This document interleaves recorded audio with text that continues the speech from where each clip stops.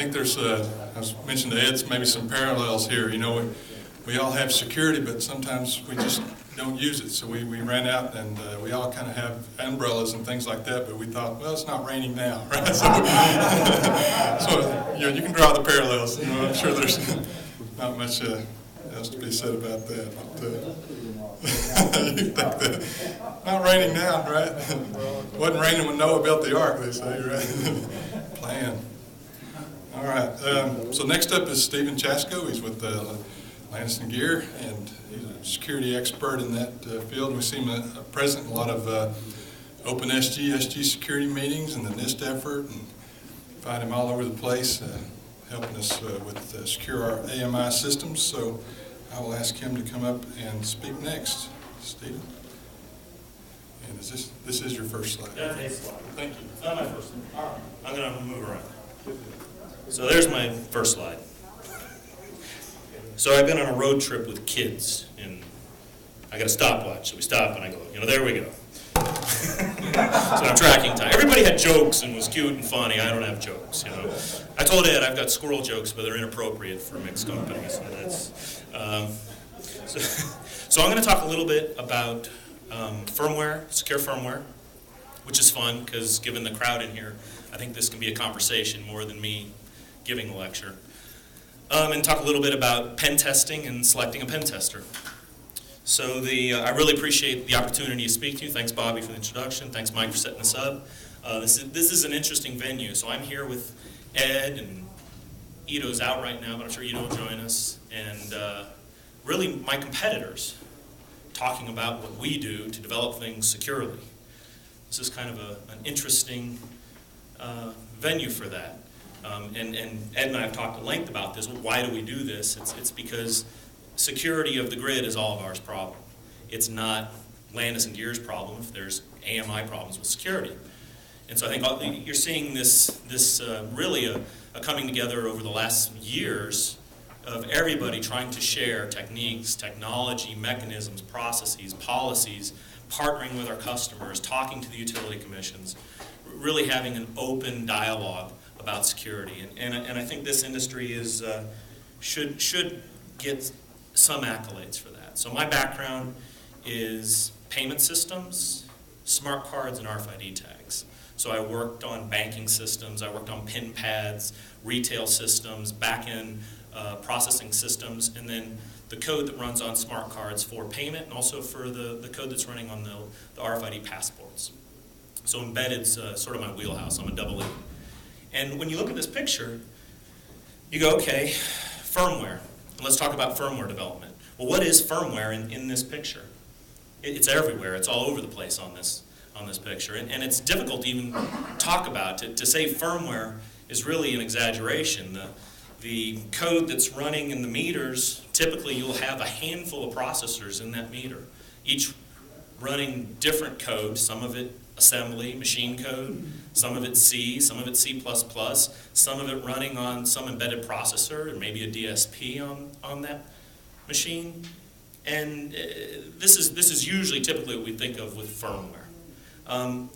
The network, you'll see the picture with little houses and they're all talking to each other, is going to communicate through routers and eventually get back to this small refrigerator called a collector, which is the point where the AMI system hooks back in to the backhaul of the utility.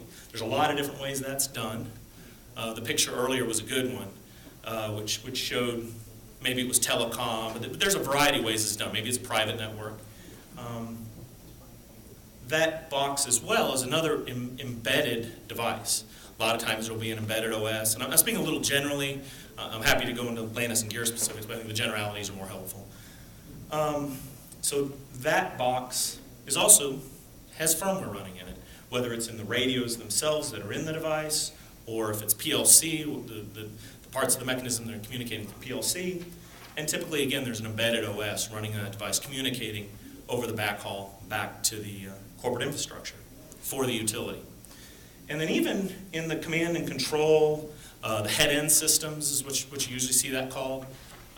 There'll also be a box there that's typically have some kind of a root of trust for that system. There'll be embedded software running that device that's managing the security for the whole infrastructure. And getting all of those different pieces of firmware are different problems, and it's not a simple one-size-fits-all. I think that was, you might have seen Ito talking about, okay, I've got to have this pull back and start talking about SDLC so that we can apply this to each of those mechanisms. You can't just have a coding guidelines that works for the head end and also works for the meter. It's two completely different problems. So, planning for the unexpected. This is sort of the first big lesson I got in embedded security. What randomly can go wrong is your attack point more often than not.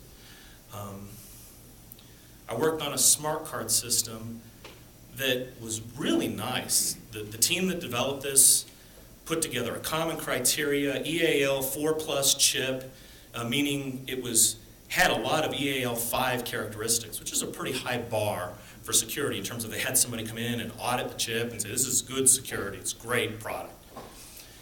And it had test code that was used when the chip was manufactured, and you would come down and verify all the memory was good. And what do you do with memory checks? You write the memory and you read the memory. It's usually called a checkerboard test.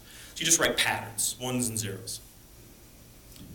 Funny thing, if you could hack into that, then you could get it, just hack into the read part, and it had access to all the memory, including the secure memory, where the keys were kept, where everything was kept. And so, but this was okay. They had all kinds of mitigations. That test code will never run. It's on a different part of the mask. It's impossible. So there's the big word, right? Impossible. So they say, yeah, the Titanic, it can't sink. So a funny thing happened. People were putting these devices in microwaves. It was being used in France for a phone card. And they were putting them in microwaves to disable them, because there was a backup mechanism that was non-chip based. And somebody had it in the microwave for about 10 seconds, pulled it out, happened to put it in a reader, and it goes into this test code and dumps all the memory. And what they found is about 1 out of 4 chips of this nice, certified, secure processor would dump its memory if you put it in the microwave for exactly 10 seconds. So it's, and really when we're talking, so this is the unexpected, right? So then there's things that were added to code after that you'll see in a lot of smart card products to protect against that. So you had this, essentially, this gets into the code is now executing somewhere it's not supposed to. So how do you protect it from doing something when it's executing where it's not supposed to? And there's a lot of tricks and tips. And so this isn't really a coding class. We're not going to go over how to code. But this plan for the unexpected is really kind of the mantra for me for firmware. That's step one. Coding standards and guidelines, that's a great one. So there is this list of 10, 20 things that we sort of have all built up by now that we know are the classic failures. Mem copy, buffer overruns. Let's be careful how we're moving memory around. And cookbooks that say, do not do this is good, but the validation, what Ito was showing before, is even better. Code audits. So that was a great one. So really security-focused code audits. Let's go in, look at our code. We have this coding guidelines. We also know current art. Maybe we even bring in Kevin from outside, somebody external who's has a different view of security to take a look at what we're doing in our code and look for vulnerabilities. And the one recommendation I would make there is you heard this struggle before. There was this question of, do the utilities buy into security? Are the utilities pushing or pulling for security? I would argue there's partnership there, and at an executive level, the vendors and the utilities are very interested in security. There's different focuses on where we're attacking the security problem, but as an AMI vendor, my biggest pushback is from the developer, the coder. As Ida was saying, they want to get the code done, they want to get it out the door. They've got a date. Data's king, I think, for a coder at some level. Security is important. We make it something that's required for them to get something out the door, but they're still going to fight it. And so having this external code audit that says, look, here's the attacks that we found for your code. And then what we're going to take is add in security testing to look for that before you ship. We're going to do these tests. If it doesn't pass these tests, it doesn't ship. So it doesn't turn into this paperwork policy. It's a very natural evolution for a coder then to know, okay, I know I have to cover this or they're going to catch me in the test. So then getting out the door on time, it's seen as related. Now I was curious, in the room right now, how many people are utilities or commissioners or are somebody who transmits, generates? Okay, I know there's 2 commissioners that are not raising their hand. Okay. Oh, really? Okay, I'm sorry, staff are somehow related to the generation, transmission, distribution of power. So I see a handful of people, maybe about 2, 3. Okay, what about on the vendor side? Okay, no, actually there was more. There was about, I'd lump it up to about 7, 8. So how many are 9? The hands keep coming up. How many are vendors? Somebody who sells something to the people who just raised their hand, whether it's equipment. Okay, so we're almost half and half, and then we kind of a mix of interested bystanders maybe. I'm just curious, those who didn't raise your hand, what are you doing? You're a utility. Oh, I just didn't see the hand. Bobby's head was blocking your hand. I'm sorry. So, with AT&T, okay, so telecom. So we could argue you sell something to the utilities, probably. Okay. Something good, yes. Okay. So you would supply to me, I would supply to the utility. Beautiful. Okay. So we have a chip vendor. Excellent. So in this crowd, there's an interesting statement that was cryptography, right? Who does cryptography? So, here we have a cryptographer. Cryptography really is best, when we're talking about coding firmware, is best done by cryptographers. There was a statement here earlier about having some problems. I think I've seen it.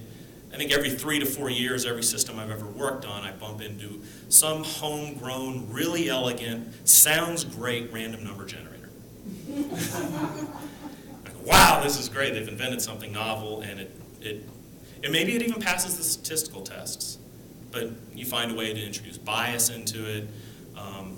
Again, cryptography is best done by cryptographers. I think that's that statement, and maybe that's a little controversial. Certainly in my development community, I always find the developers, they'll read the SHA-2 specs and they'll go, look, I can code up SHA-2. I mean, I can code up SHA-2.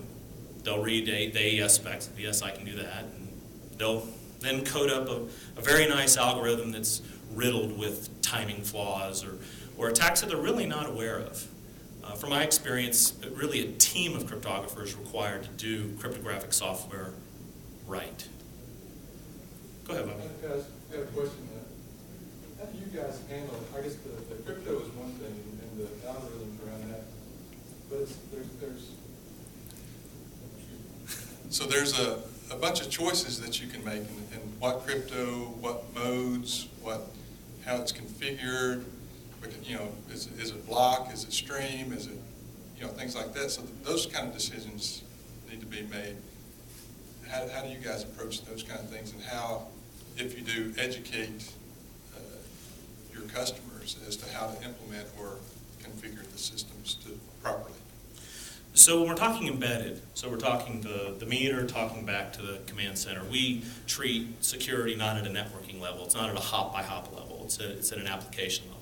So a message would get encrypted at the meter, and let's say decrypted it. Let's skip how the keys got there, generated. Let's just keep it simple. We'll encrypt something, and we'll maybe add a message authentication code. So we're using AES counter mode, and we're using a SHA-256 HMAC on those messages. So we chose those algorithms through a long series of consultations with pros. Think the Certicoms, the RSA Labs, the IBMs, the SAICs. And this conversation has been going on within Landis+Gyr. It predated me by years. It turns out Landis+Gyr had cryptography in their systems 10, 15 years ago. And this is not something new. Now, providing mitigations for systemic risk, this is something that we're all getting better at.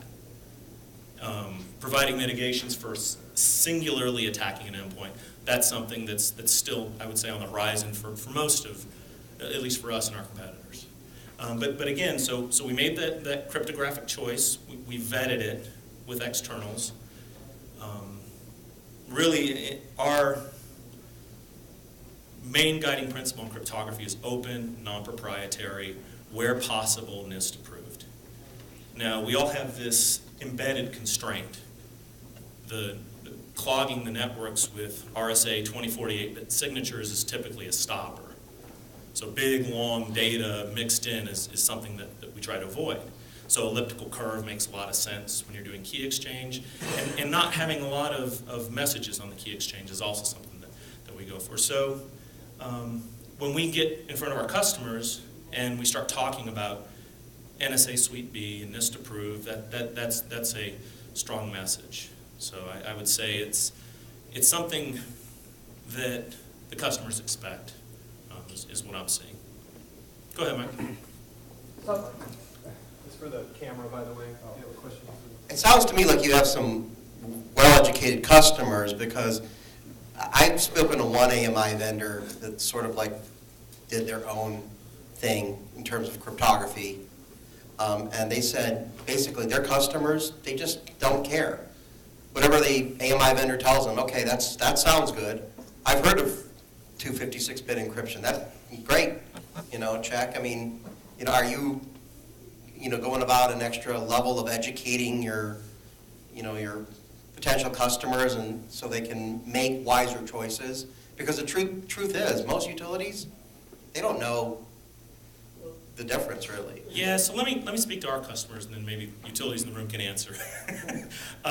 So with our customers, maybe we were lucky, because we have a couple of customers who have a background that's really focused. We have two customers in particular who have two completely different focuses. One is cryptography, and they're very much focused on cryptography. So we spent a lot of time talking about cryptographic modes and what type of signing algorithm and how it will be used, how will the keys be managed, what's the root of trust, is it a FIPS-approved device that's the root of trust, is it a common criteria certified device that's the root of trust.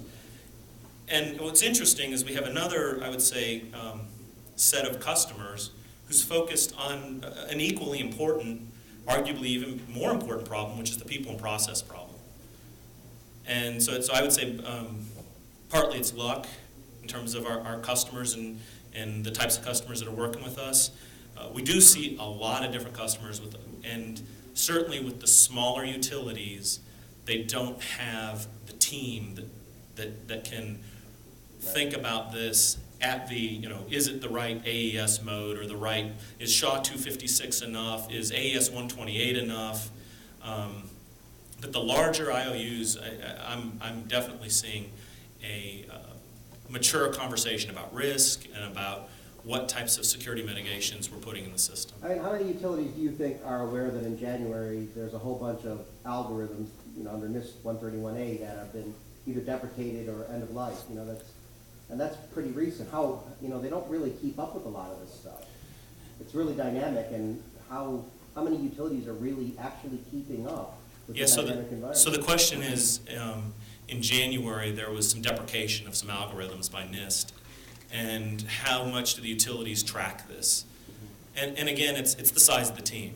So some of the larger utilities are aware of this. Some of the large utilities are not. They're not cryptographers. And like us, we're not cryptographers. I don't have a team of cryptographers working for me. I partner with somebody like SafeNet that's going to help me with the cryptography, or RSA Labs that's going to help me with the cryptography. Or some people have partnered with Certicom, who's also a good partner for cryptography. These are reasonable choices. But I think it's interesting. The one area that you find utilities are very mature on is understanding IT security. So they usually have a well-staffed, educated team on IT-based security. And then the other part where again, is this people and procedure side. And compared to the banking world and the retail space, I think the utilities have a really nice focus on risk. They really have a mature approach to discussing risk. Again, it sounds like mileage may vary. Mike, you're turning up your...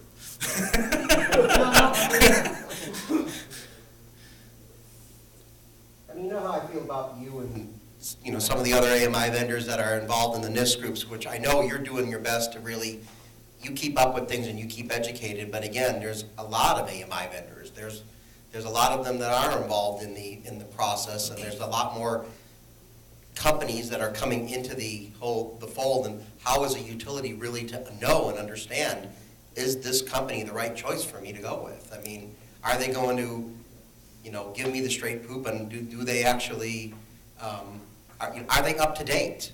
You know, that's hard to, how do they know? Yeah, so this concept of security maturity, Elster, Itron, Landis and Gear, okay, that's interesting, but is there an external security maturity assessment for this industry? And no, there's not. So it is a difficult question for the utilities to answer, and typically it's in the RFP process where you see them working to answer that question. And what I find is even the smaller utilities will put a sizable amount of effort into trying to assess the maturity of the security that's being put before them, but there's no consistency in how that's being done.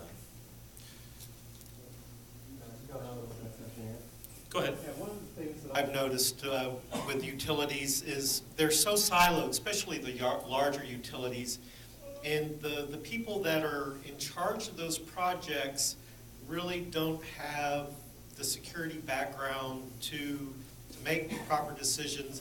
And if they do have security teams, you know, they contact them in the RFP process, and then the security guys go, okay, we want this stuff in the RFP, you know, ASE 128 or whatever their specs happen to be.